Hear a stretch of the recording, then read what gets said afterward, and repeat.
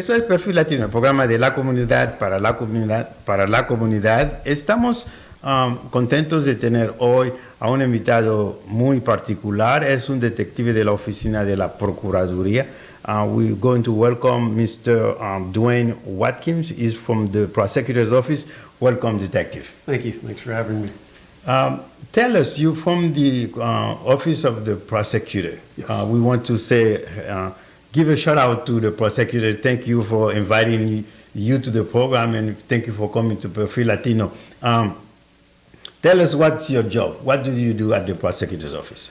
Essentially, I am in the high-tech crimes unit, which is part of Special Victims, and of course, I'm part of the Internet Crimes Against Children Task Force. Okay. And that task force is a national program which is aimed at trying to fight the sex trafficking and child pornography on the internet. Oh, that's very, very important. So, well, we have two things that we want you to be talking about. Number one is that for the children, you see, the internet is fashion right now. Everybody's on the internet. Everybody has a cell phone. Everybody get access to the communication. But what do you want to tell the parents, and what do you want to tell the children? What do they have to do to protect themselves, especially when he's referring to site that is really designed for adults? Understand. Essentially, I try to break it down to two rules. The first rule is the Nana rule. My Nana has always looked out for me when I was a kid growing up, and she was always had my best interest in mind. Even when I was getting in trouble, she always tried to help.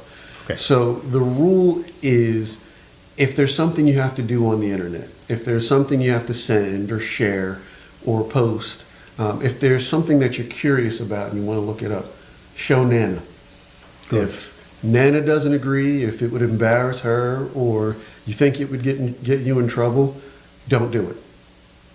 Because of rule number 2, when it comes to the internet, what goes up does not come down. There have been many instances just in the news and on popular websites where people's opinions and things that they had said years ago on the internet have resurfaced. So it's pretty much, a lot of people don't think about the long term, maybe what's going to happen 20 years or 10 years, what I post, but at least remember the Nana rule. It'll definitely help you out. So how do you get the children to understand that? How do you get the parents to understand that they have to apply the Nana concept? You have to show that will be your mom or whoever is taking care of you. How do you convince the child, especially the teenager, Right. to go and show to their parents? Many of them won't, simply because they just feel, they're at that invincible stage. Okay. Which it can be a struggle. But it really comes down to, you got to get them when they're a little bit younger, so that it'll become part of the habit of showing and sharing, just in case. Unfortunately, with a lot of our teenagers, they're already sending things back and forth, and they don't think they'll ever get caught. But the fact of the matter is just spend a few minutes looking through any news, and you will see the consequences of what happens when you share too much information. If you share images without your clothes on and things like that.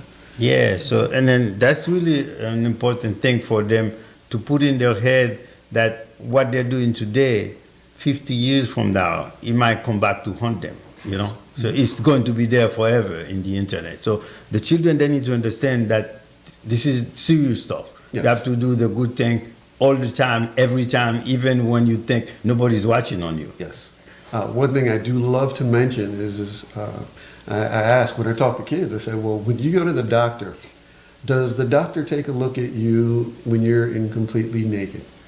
No. You wear a gown, and they look at whatever part is being checked out that day, whatever is being affected. Right. Use the same logic when it comes to posting and sharing anything through any applications or messages or anything online. So that's serious. You have to be careful when you're posting stuff online, when you go on Facebook. You have to make sure that it's not going to embarrass you or embarrass your parent, not only today, but tomorrow or the day after that. Yes. For the adults, when you like older, there is a lot of fraud in the internet. Yes. Especially for the older adult that somebody call you and then they offer you this, they offer you that.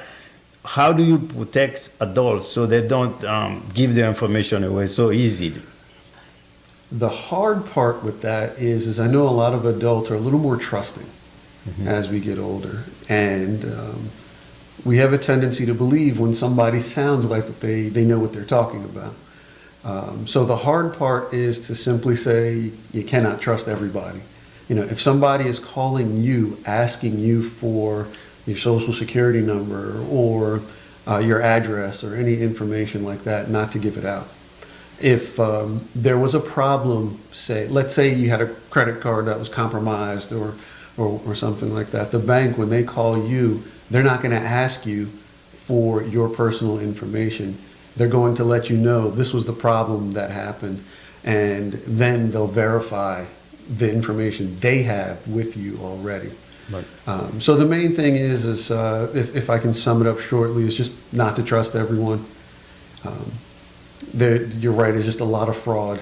Yeah, and then they have to kind of apply, but that happens a lot in our senior population. Sometimes la gente adulta muchas veces no pueden pensar un ratito de que, oye, no das tu información a esa persona que no conoces. So somebody just called them on the phone and they say, oh, well, you win a prize or you win the lottery, whatever. But you never buy any ticket or you didn't do anything like that. And they say, no, but you have to give me your checking account, or you have to give me your information so I can send the money to you. Yes, and it happens a lot through email as well. And it's an old tactic on new technology. They're playing on greed. And everybody would love to have more money. I get it, I understand. But if something sounds too good to be true, it's probably too good to be true. Yes. And then also there is another tips that when they send you an email, they usually have like a little mistake in the email. Yes. So that's another way to catch them? Yes. There are tons and tons of email types out there, but what's called phishing and spear phishing, which are directly emails aimed directly at a particular person. The spelling errors are huge. One thing that I recommend is if there are graphics or pictures in an email, hold your mouse over that picture and see where the address of that picture goes. So if it's a picture of, let's say, an Amazon.com logo, but you hold your mouse over the image and it will say, something in the bottom, images.johnswebsite.org or something like that. That's another indication that email is probably fake.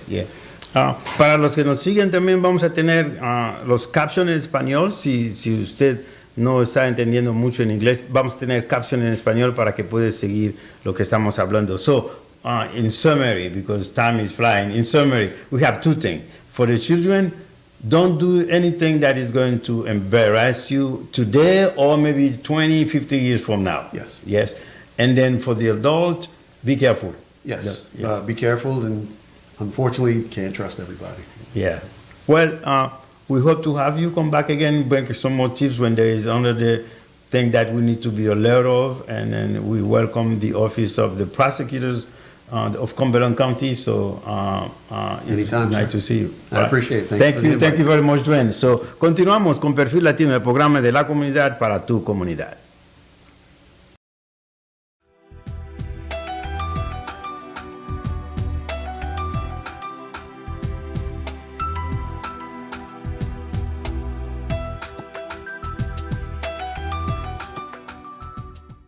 Su corazón, su vida. ¿Conoce los factores de riesgo de las enfermedades del corazón? ¿Quieres aprender cómo prevenir y controlar estos factores de riesgo? Perfil Latino le invita a la capacitación de líderes promotores de salud para aprender a promover hábitos saludables en sus familias y comunidades. El propósito de esta capacitación es conocer los factores de riesgo de enfermedades del corazón, aprender a identificar si usted o alguien en su familia tienen estos factores de riesgo, aprender a practicar hábitos saludables para controlar estos factores de riesgo en usted, su familia y su comunidad. Para más información, llame al 856-825-0654 o escriba a nuestro email info@perfillatino.org.